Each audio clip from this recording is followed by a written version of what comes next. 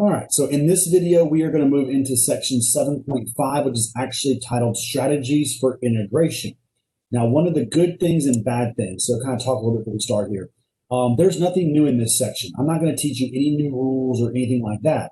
But one of the issues we have, and we're about to get into applications in the next video, is students recognizing when to use which rule. Because some of the problems look so similar that people very commonly use the wrong rule and think it's correct. So what I want to do in this section is do some problems that are very commonly done the wrong way and talk about the techniques you should be using as you go through the process. So no new rules today, but we're going to talk about different ways to approach problems.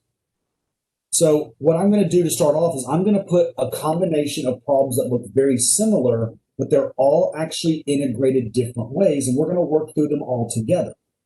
So example number one, three integrals are given that, although they look similar, may require different integration techniques. How would you integrate each of these? So looking at part A here, it is the indefinite integral of x squared times e to the x cubed. Now, if you remember, the problem is that you can't integrate an e function normally unless it's e to the x, or you can either make it a u substitution and integrate e to the u. Now, before I actually jump into u substitution, remember, if you let u be the power of e, when you take the derivative of that, that's going to need to be used to cancel what's in front. Now, since the derivative of a cubic function is always going to be a quadratic function, I do believe u substitution would work best here. So if I let u equal x cubed, then du would actually equal 3x squared dx, which means that du over 3x squared will equal dx. When I substitute all of this in, this becomes the integral of x squared e to the u times du over 3x squared. That allows me to cancel the x squareds and rewrite this as 1/3 times the integral of e to the u du. And now you can see that this integrates very nicely. It just becomes 1/3 e to the u plus c. And then you substitute your u back in, and you get a final answer of 1/3 e to the x cubed, oops, not the x, sorry, plus c. So the way that that problem was fitted, it came out very nicely to be a u substitution problem. But the next two are not going to do that, because I'm going to change the powers of e and x to see if you notice. So on part B, you have the indefinite integral of x squared times e to the x. Once again, this one's not going to be a u sub because I know how to integrate e to the x, so that's not the problem. The problem this time is the x squared in the front. So since this is a product of functions that actually end up not simplifying, we can actually go back in 7.1, we covered integration by parts here. So we can actually do this one with integration by parts. And even better, this one actually sets up into a tabular method problem. All right. So if we were to remember what tabular method is, you would take the x squared and differentiate until it goes to 0. You would take the e to the x and you would integrate that until you get down to the same level as the 0. So e to the x, e to the x, and e to the x. You would alternate the signs on the way down, and then remember, you multiply at a diagonal, which would give you an answer of x squared e to the x minus 2x e to the x plus 2e to the x plus a constant c. So you can see that by just changing the power of e from x cubed to x completely changes how you have to approach the integration here. So you have to make sure that your rules actually apply to what you're doing. All right, so now what if I change both the e and the power of x? So what if it becomes x cubed times e to the x squared? Now, even though this one doesn't perfectly fit the mold of a u sub, we don't have any other way to approach this, because with an e to the x squared, we don't know how to integrate e raised to anything, other than an x or a u. So my first instinct is, even though it's probably not going to work perfectly, I'm going to at least try to do a u sub, and let's see what happens. So if I were to let u be x squared here, then therefore du would be 2x dx, and I could say that du over 2x will equal dx. Substituting that information in, we will get the indefinite integral of x cubed times e to the u times du over 2x. Now you see the u sub did not work perfectly, but it did cancel a little bit. This x cancels one of those x's, and I can rewrite this as 1/2 the integral of x squared e to the u du. Now, as that sits, that does not integrate directly because you've got x's and u's. But here's where the good news, and we saw this back when we first learned u substitution. Sometimes after you do u sub, another substitution can be applied. Since there is only an x squared left over that I don't really want, we can see from our original u sub that now that x squared is there, x squared and u are just the same thing. So I could actually rewrite this as 1/2 the integral of u e to the u du. And now this u e to the u looks strangely similar to the part B that we just did, obviously different power of u, which means we can actually do tabular method again to now solve our new integral. So just the u e to the u, if I were to set this up as a tabular method problem, the derivative of u is 1, and then you get 0. The integral of e to the u just repeats itself over and over, and then we will alternate the signs down. Now don't forget, this is just doing the integral part. There is still a 1/2 in the front you have to take care of at the end. So you would end up with 1/2 times u times e to the u minus e to the u with a plus c. Now, not only are you going to distribute that 1/2 through to both terms, you then have to resubstitute your u, which is x squared, back into all of those locations. So you would actually end up with a final answer of 1/2 x squared e to the x squared minus 1/2 e to the x squared plus a constant c. And all three of those, while they look very similar, all had different approaches. We had a u sub, a tabular method or integration by parts, and then a double u sub that became an integration by parts formula. So it's making sure you understand when rules apply and how you approach every rule we've learned so far this semester. All right, so let's do another one just like that, and then I'll just kind of throw some random problems up there that we'll talk about.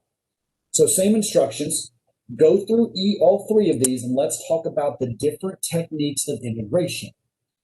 Now, one of the nice things about this one versus the last one we just did is that a few of these actually popped up in the last video that we did, so these should be a lot more fresh in our minds.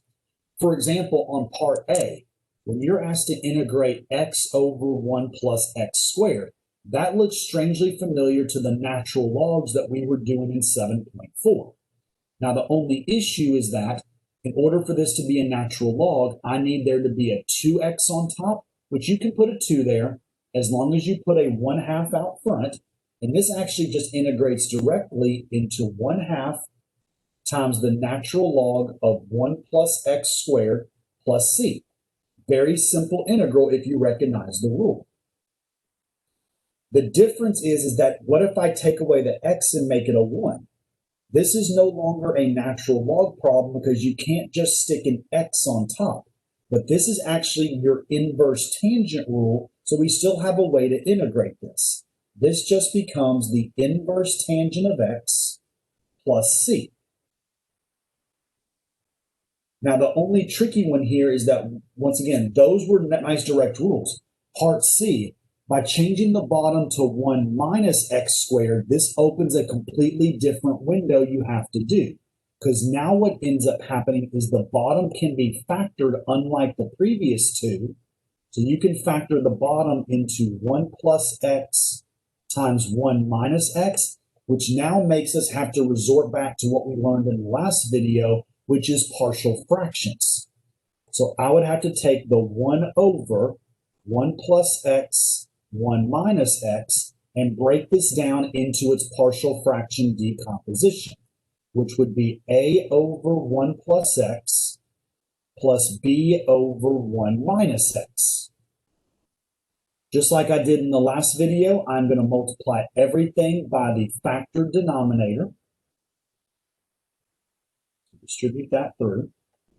This will leave us left over with a 1 equals a times 1 minus x plus b times 1 plus x. Since this actually is a case 1 partial fraction, I can use that plug and chug method that I showed y'all a little bit earlier. So x, I can let x be 1, which would give me 1 equals 2b, which means that I can say that b is 1/2. And to get rid of the b, I can let x be -1. So I could say that 1 equals 2a. So very nicely, you actually find both of your constants here to be positive 1/2. So plugging those back into my partial fraction decomposition, this becomes the integral of 1/2 over 1 plus x plus 1/2, 1/2 over 1 minus x dx.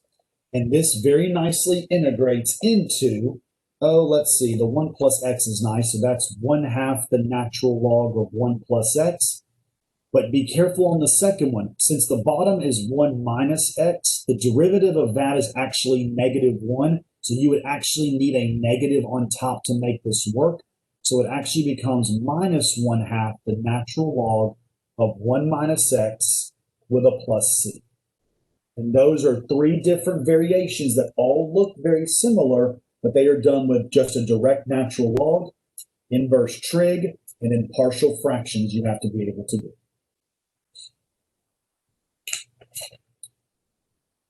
All right, so other than those kind of problems, what I'm going to do now is I kind of found 4 problems that I thought were good kind of examples to kind of let you think about what rule you want to do. So if you would like, when you're watching this video, before I start explaining the problem, if you want to try to see if you can figure it out yourself, then pause the video and then try to work it yourself. Then you can come back and see how I would approach each of these problems. So we're going to do 4 of these. So when I look at this problem, the integral from 1 to 4 of root x times the natural log of x. So if you think back to all the rules we've learned, the only technique that we have covered that involves natural log integration is actually integration by parts. But when there is a natural log, there is no tabular method here. You're going to have to do the longer method of integration by parts, which if you recall back from 7.1 was uv minus the integral of v du, where we're going to use the same limit to determine what our u and dv should be. So I'm going to let u be, so natural log is the L, so u is going to be a natural log of x. So dv has to be the remaining term, which is root x. And I'm actually going to go ahead and rewrite that as x to the 1/2, because I'll have to integrate that on the next step. So if u is natural log, then I can let du be 1 over x dx. And then if b can be, that's going to be 2/3 x to the 3/2. All right, so using those 4 terms in my integration by parts formula, now keep in mind it is definite as well. U times v would be 2/3 x to the 3/2 times the natural log of x. Now, since that part is broken off and not part of your integral anymore, you will have to actually evaluate that. So we're going to evaluate that from 1 to 4. All right, then you get minus the integral, and you're going to multiply v times du, which is 2/3 x to the 3/2 multiplied by 1 over x dx. All right, so the 2/3 in front of this first evaluation can just be factored out. And now I'm going to plug 4 and 1 into this function. So let's see, 4 to the 3/2 would actually be 8 times the natural log of 4 minus, if you plug in 1, that just becomes the natural log of 1. All right, minus, going back to your second integral, the 2/3 can just be factored out front of the integral. And then if you cancel your terms, this x cancels one of those x's, which leaves it as a 1/2.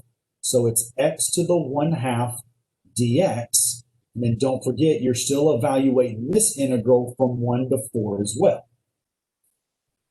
Now, inside your first evaluation, natural log of 1 is actually just 0, so that part goes away.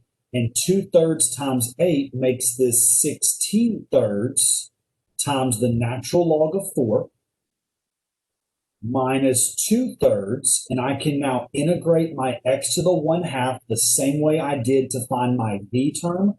So it will be another 2/3 x to the 3/2 that we have to evaluate from 1 to 4.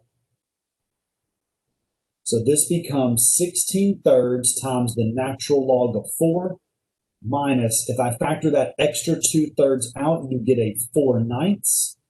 And then you get, let's see, 4 to the 3/2 is going to be 8 again, minus 1 to the 3/2 is 1, which this is going to end up giving us, let's see, mental math here.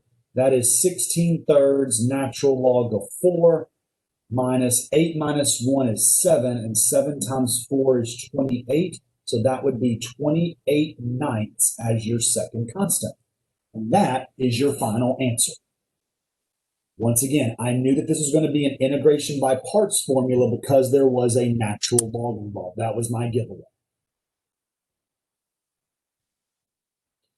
All right, so number 4, once again, if you want to pause the video and see if you can do it yourself before you watch what I do, do that. But we are going to integrate the indefinite integral of x over x to the 4th plus 9. All right, so let's see, kind of just brainstorming out loud with you. It's not going to be a partial fraction, even though it's irreducible, because we didn't learn how to do x to the 4th. So partial fractions is out.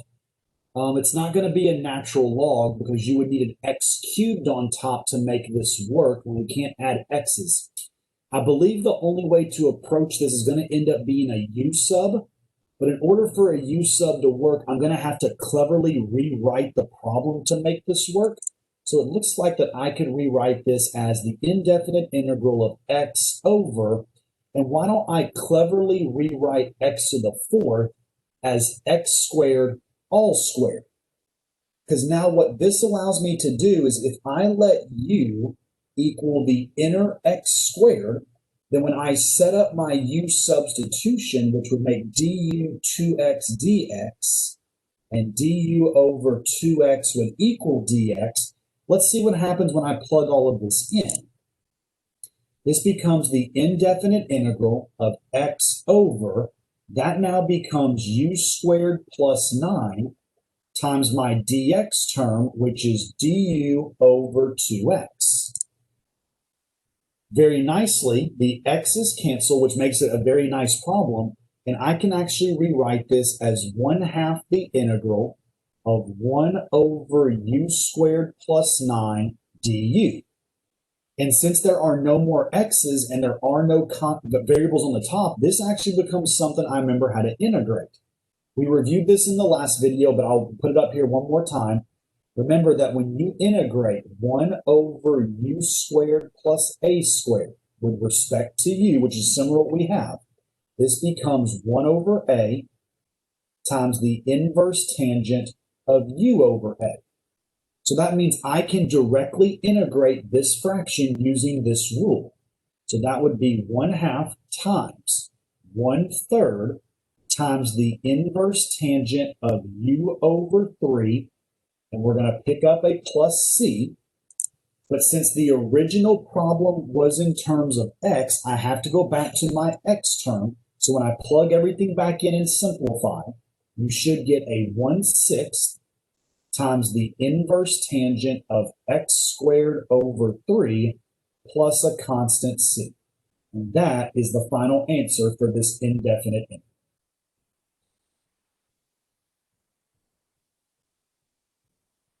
All right, so once again, like I keep saying, if you want to pause the video and try this one yourself, you can, but let's see what you get. So example number 5, integrate the function x times secant of x times tangent of x dx. All right, so looking at that, I don't see any kind of use of this time it's going to work because you've got trig and polynomials. That's not good. This is not one of our trig sub or trig integral rules because there's not enough stuff to break off.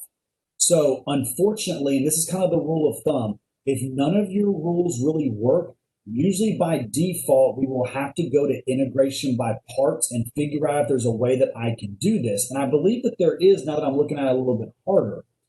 So integration by parts is how you integrate products of functions. And I know you may be thinking, but there's 3 products. How do you do integration by parts if there's 3 terms? Well, if you cleverly group them into 2 separate terms, we can set up integration by parts. So why don't I group just the polynomial function together? And then why don't I group, oops, sorry, too far. Why don't I group the 2 trig functions together? Because in my mind, do I know something about secant tangent? And I believe I do. I know how to integrate that by itself. So that means that I could actually set this up as an integration by parts. Now, can I do tabular method here? Well, I don't know. Let's see if I can. If I'm going to do tabular method, I need to let x be my derivative term because that's going to go to 0. All right. So that's pretty easy.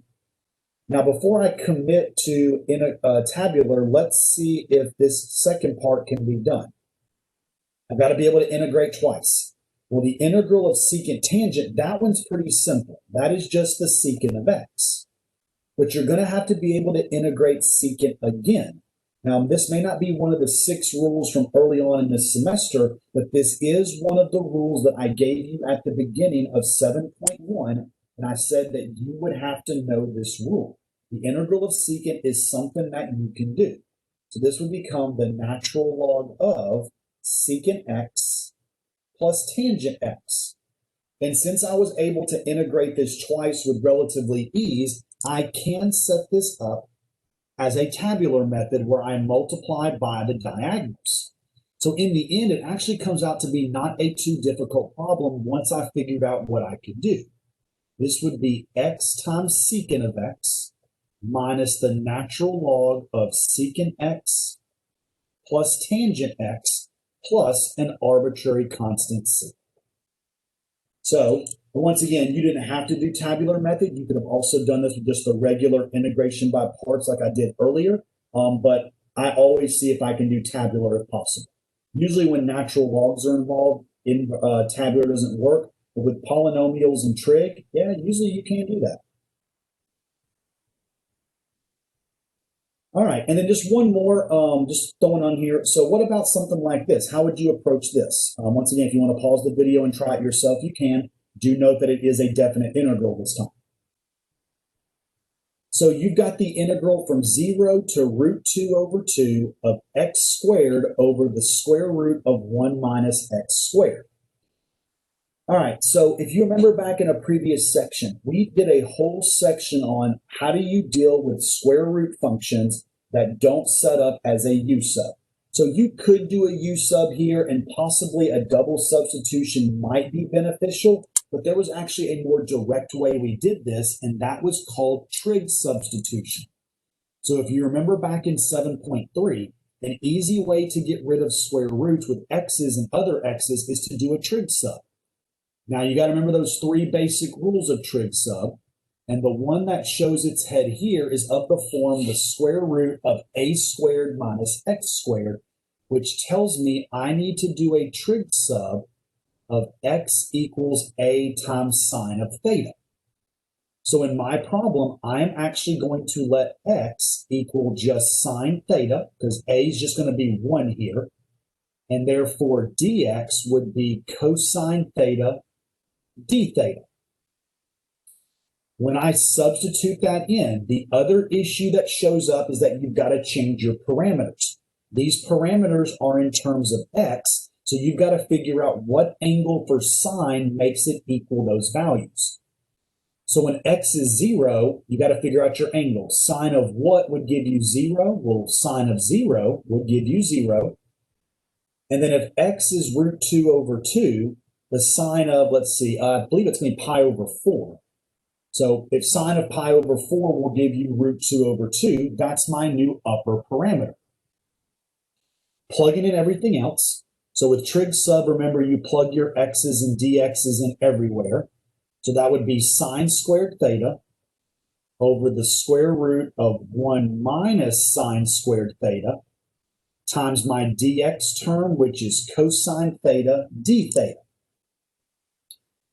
All right, so simplifying this, you're going to get the integral from 0 to pi over 4 of sine squared theta. This is where your identities come into play.